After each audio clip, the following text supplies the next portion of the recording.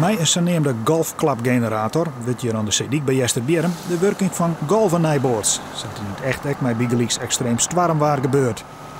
Om de 20 seconden valt er een bad wetter op het dik. Om zat te zien wat voor gevolgen dat had voor het gas. Het gaat om rivierdijken en de rivierzijde van de dijk. Daar komt tijdens hoogwater allemaal golven tegenaan. En we kijken dus naar de erosie van het gras door die golven. En dat is belangrijk om dat te weten, want elke 6 jaar moeten de dijken getoetst worden. En daar hebben we beoordelingsmethodes voor nodig en die zijn we hier aan het ontwikkelen. Eerst we dus zien naar de effecten op rivierdieken. De resultaten kunnen ook toepast worden op de zeedieken in Friesland. De uitkomsten kunnen gevolgen hebben bij toekomstige keuzes van diekbescherming.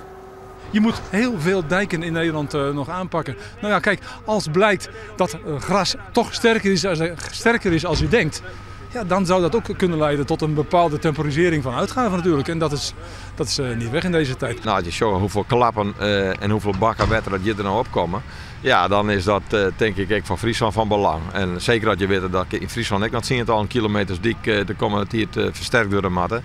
Ja, dan doen we hier al dus voordeel mee. Staatssecretaris Joop Atsma wies er met klam op dat de veiligheid bij de aanpak van dieken altijd voorop staan moet. Al wordt er in deze min-economische tijden vaak zien of het van minder centen kan. Veiligheid zit altijd voorop. Ik hoop dat ik heb volgend kabinet dat sissen zal en dat er absoluut net bezuinigd worden zal op het geld dat nou voor uw veiligheid, uw wettenveiligheid beschikbaar gesteld wordt. Ik maak ze met de eerlijk zijn wel zwaar genoeg wat er nog gebeuren moet. Het gaat nog een miljarden investeerders. Op dit stuit is 1200 kilometer dik in Nederland net in water. 600 kilometer wordt al aanpakt, de andere 600 kilometer komt nog. In Friesland gaat het om een stuk van 60 kilometer dat beter kan. De golfklapgenerator zit takom weekend nog onder dik bij Jesterbjerm. Daarna gaat hij op toer terug Nederland om testen te doen bij Orendieken.